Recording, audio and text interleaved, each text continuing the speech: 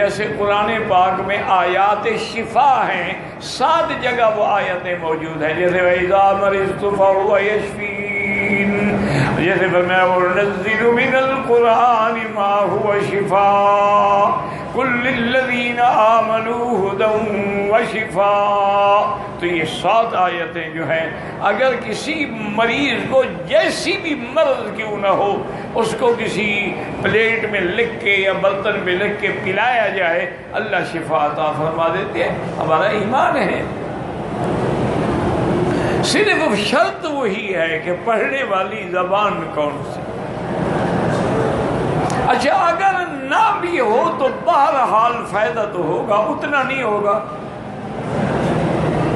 لیکن یہ نہیں ہو سکتا کہ اللہ کے قرآن کا فائدہ نہ ہو۔ اللہ کے قرآن کی آیات کا اور حضور پاک کی بتلائی ہوئی، حضور پاک خود پڑھتے تھے حسن حسین پہ رضی اللہ عنہما۔